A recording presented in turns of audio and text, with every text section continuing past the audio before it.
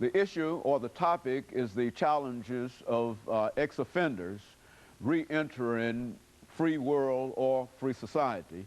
And of course, we have to talk about these challenges. The founder of the Hands of God Christian Ministry, Reverend Pastor KWalker. And of course, Reverend Walker, let me again give you an opportunity to talk about some of the other challenges. I think you've identified the inability of individuals being incarcerated when they leave the system to have some kind of adequate identification. So let's talk about whatever else you have to say in reference to that, as well as other challenges. Okay, well, here's what it leads to. Here's where the frustration really comes in. A guy comes out of the prison system.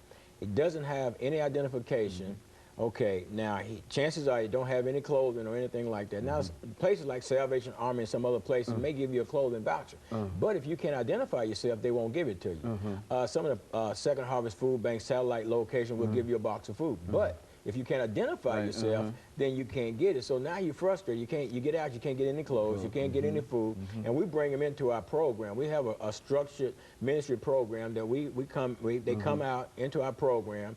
They're mandated by the parole system that they stay there a minimum of 90 days, and we try to help them to get back into the flow. So if you don't have clothes to wear, you don't have food to eat, and then if you don't have ID, then you can't meet the requirements of the INS form they have to fill out in order for you to be hired on a job. So now you're frustrated. You can't have any clothes. You can't get any food, and then you can't get a job. And at the same time, at some point, you know, our first weekend is at no cost, but at some point, then your program fees start to build. Now you're in a situation where I got to try to get my identification, then I've got to get a job, then I got to wait to get paid. Now I got the frustration of knowing I've got a debt already on me when I get out. So now I'm frustrated.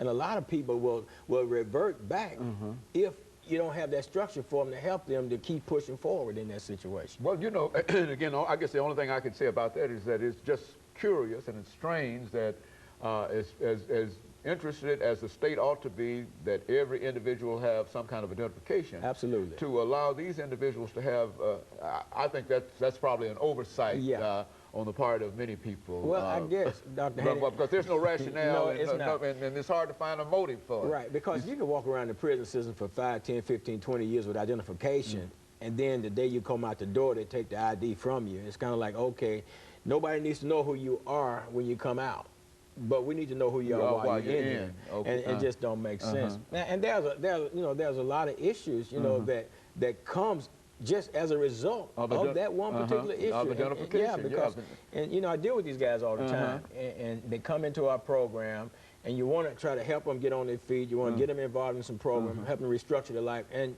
people need to understand that people go in the prison system. Now, everybody that goes in and comes out, they have not had any part of anything taking place in their life in terms of becoming a better person or being rehabilitative, I should say.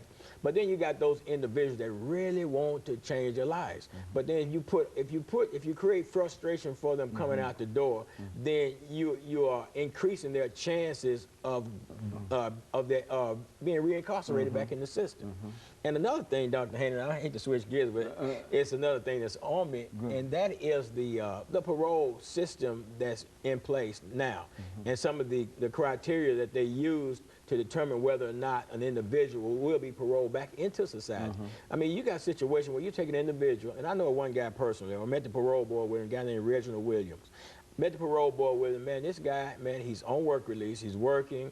I mean, he's in position himself to be able to, in the process of going into business for himself. You know, he's gone through the cosmetology school, he's a licensed professional barber. As a matter of fact, he's my personal barber. And he's completed all the program. We started an organization at one time behind the wall, behind the fences at River Bend. And he had completed that particular program and some other programs, got his GED. And when he goes to parole board, the hearing officer recommends him for parole, but when he gets his votes back, then they put him off for another 2 years. And that's ridiculous. I mean, what is it that you want a person to do before you let him out? And the reason for that was seriousness of the offense. Now, Dr. Haney, here it is, 10, 11, 12 years has passed since the offense occurred. Now, of course, the offense was serious enough to get him incarcerated, and I don't care 20, 30, 40, 50 years from now, it's going to still be serious. Same serious offense. So, what's the rationale behind that? You know, the person is definitely somebody that's ready for society, has proven himself ready for society, but yet we're not allowing them to come back into society. And the signal needs to be changed. You know, we take the individual, we follow them from the crime scene through the courtroom scene, all the way through to the gates of the prison system, and then from there we drop them off. Nobody is interested in the individual that gets in the system, develops himself while in the system, has made a determination to be someone other than they were when they went in. Nobody cares about that individual. We happen to care. You know, I know, Dr. Haney, I've been there myself. I spent time in the prison system. I spent 17 years a drug addict in my life. And I know how it is to face all these different challenges and frustrations in life. People don't realize when you're incarcerated, you don't have the luxury that, and it's a luxury. You don't have the luxury of walking up and down the aisles of Kroger and shopping. You don't get that.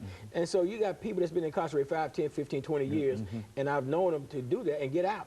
Then they got to come back in and they got to make this transition back into society. So my thing is, why put added frustration on the individual that already has enough frustration lying ahead of them, and no matter how much knowledge they've gained while incarcerated, they still got to come out and learn how to put that knowledge into practice in a whole different setting. Because one thing happens when you get out of prison, and I know this from experience, life speeds up. Prison life is a tough life, it's a terrible life, but it's at a slower pace. When you get out of prison, you get in the mainstream of society, life accelerates. You're literally in the mainstream. Yeah, you're there. Yeah, you're there. And it accelerates, and then you're trying to figure out, and then you got this frustration of knowing that I've developed all these things.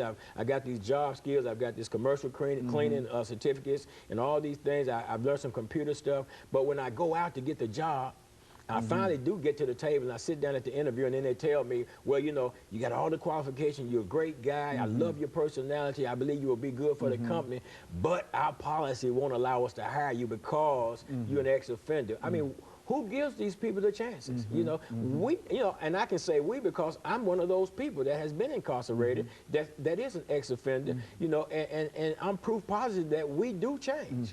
But who's the individual? Who's the company owner? Who's the individual that gives these individuals the chance when they come out to prove that they are changed people and that they can fit into our society? In other words, there is no rehabilitation effort, any rehabilitation belief under that kind of system. Is that what we're saying? The current system that we have in place under Quentin White, I think they're doing more things now toward programs. Okay, and of course, let me take this break, and we'll be back following this very, very short commercial break. We're talking to Pastor Kevin